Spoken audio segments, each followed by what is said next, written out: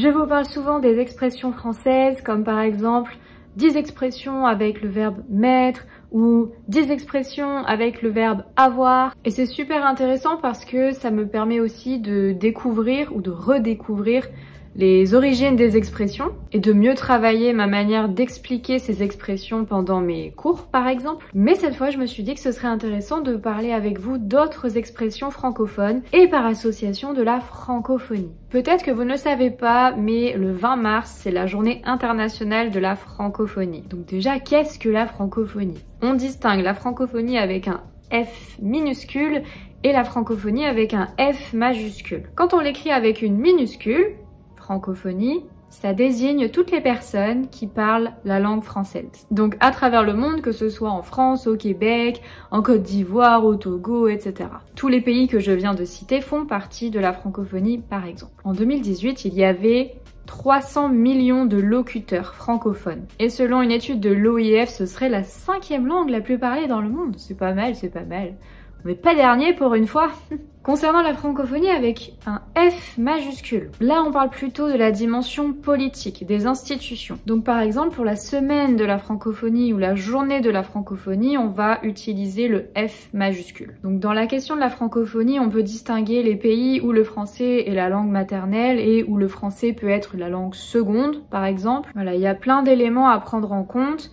C'est pas uniquement la France et les Français de France qui parlent français. Donc cette année, la semaine de la francophonie a lieu au mois de mars, comme tous les ans en fait. Ce sera du 12 au 20 mars avec la journée internationale de la francophonie le 20 mars. Ce sera la 27e édition et en fait je viens de comprendre que j'ai exactement le même âge que la journée internationale de la francophonie.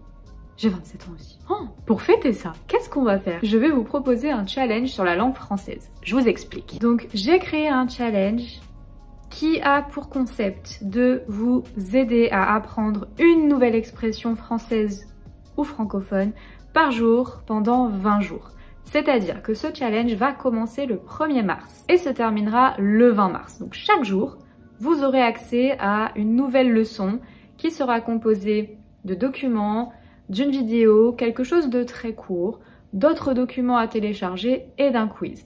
Tout ça sera fait en 5 minutes par jour. Donc en seulement 5 minutes par jour, vous pourrez découvrir une nouvelle expression française ou francophone et l'utiliser dans votre vie quotidienne. Pour participer à ce challenge, je vais vous mettre le lien dans la description bien sûr.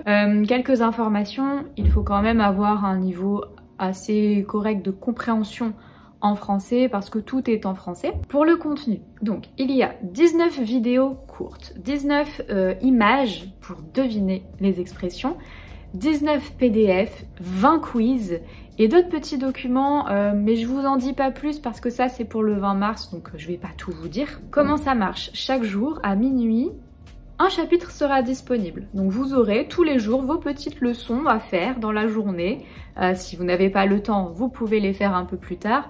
Mais attention, le challenge ne sera disponible que jusqu'au 30 mars. Après le 30 mars, vous n'aurez plus accès à la formation au défi. Donc vous pouvez télécharger les documents PDF, les conserver et les regarder plus tard si vous le souhaitez. Mais voilà, l'idée c'est vraiment de travailler un petit peu tous les jours pour à la fin me dire j'ai appris plus de 20 expressions en français en 20 jours. C'est fou!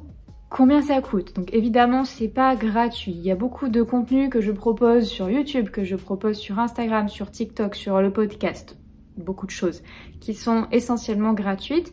Donc là comme j'ai beaucoup travaillé dessus, qu'il y a plus de 20 vidéos, 20 PDF, c'est énormément de travail, je ne sais pas combien d'heures j'ai passé dessus mais ça me fait très plaisir parce que j'adore ça.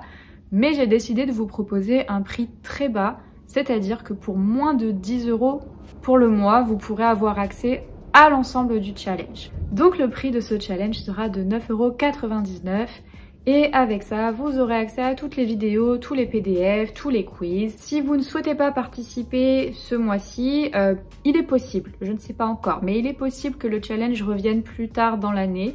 Mais voilà, là c'est vraiment un test, un premier tarif, un premier essai avec vous. Donc j'attends évidemment vos retours, j'attends de savoir ce que vous en pensez, si ça a marché pour vous d'apprendre 20 expressions un petit peu plus en 20 jours. Donc encore une fois, je mettrai le lien dans la description. N'hésitez pas à vous inscrire dès maintenant, car comme je vous l'ai dit, le challenge commencera le 1er mars, mais c'est mieux d'être inscrit un peu avant pour être sûr voilà, d'être prêt. Du coup, pour terminer cette vidéo, je vais découvrir avec vous des expressions francophones. Donc pas françaises cette fois-ci, mais d'autres pays francophones.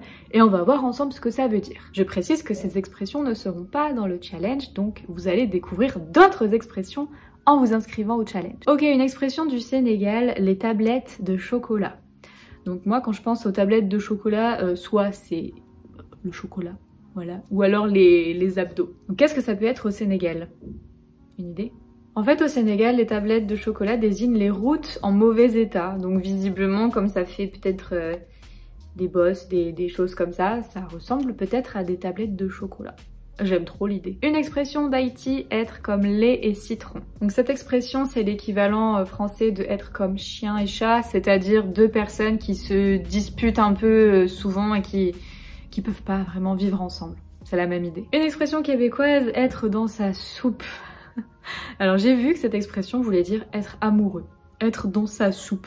Une expression nigérienne, avoir une grande bouche. Donc si on a une grande bouche, ça veut dire qu'on parle trop, on est trop bavard. Et enfin une expression belge, dracher, vous connaissez peut-être celle-ci, ça veut dire pleuvoir, la pluie. Voilà, j'espère que cette vidéo vous aura plu, donc n'oubliez pas la semaine de la francophonie, la journée internationale de la francophonie, et bien évidemment pour fêter tout ça, participez au challenge et dites-moi ce que vous en pensez. Il commencera le 1er mars et se terminera le 20 mars. À bientôt.